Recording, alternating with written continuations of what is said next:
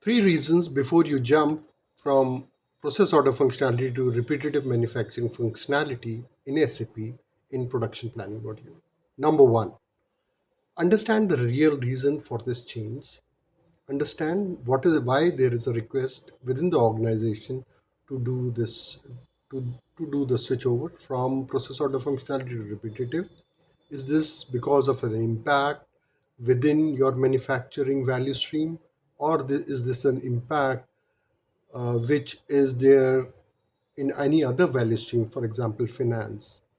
When I say the impact, I mean with the current process order functionality, there may be certain aspects of the current live functionality which are problematic, and the business would try to resolve those issues, right? One of the examples in this case would be in the manufacturing, uh, you know, value stream, where you would see an impact as suppose you are, having a high order volume, on a daily basis, and because of that high order volume, your process order processing takes a long time to complete, right?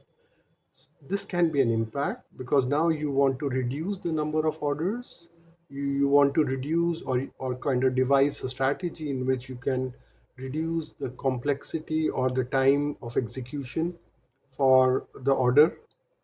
The other example across the value stream impact can be from the finance side, where R2R team or record to report team may kind of tell you that the period in closing is taking a lot of time because there are lots of orders in the system, and when we go for the settlement of the order, we have to take a huge number of orders, and it is delaying the whole process, right?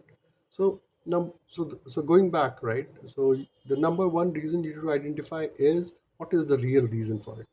Going to the number two, understand whether the request for this change is for a greenfield site, meaning a manufacturing plant who is currently not live, or it is for a brownfield site or a bluefield site, right? You need to understand that because generally when you are kind of you already have a client where it is already kind of live with process order functionality, and they want to replicate the process order functionality to other sites, then there is a decision whether we should go with the process order or repetitive. Now you need to understand whether that site is a already live site or it's a greenfield site. The reason for this and why it is important is, if it is a greenfield site, then there are lots of opportunities to kind of streamline the currently non-existent business processes. And with the standard SAP repetitive manufacturing functionality, we can leverage those opportunities and maybe streamline the business, right? There would be less amount of change management needed because now the users would be first going into repetitive directly rather instead of moving from process to repetitive. But if it is a site where it is already a live site with process order functionality, the challenge becomes a little at a different level, right?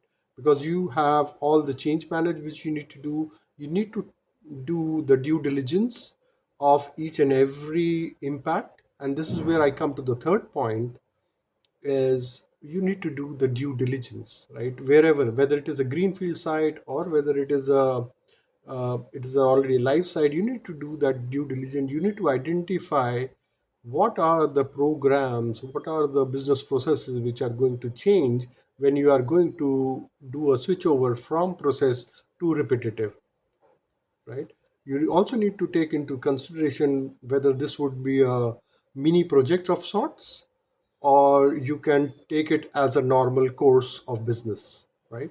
Because generally, if it is already a live site, you would make this as a kind of a mini project or a project which would entail phase wise go lives for all the live sites, because obviously it entails a lot of you know difference in business processes, because how this is how repetitive is currently set up in SAP, which is a little different. The programs and the tables of repetitive manufacturing is different from what is there for process order functionality.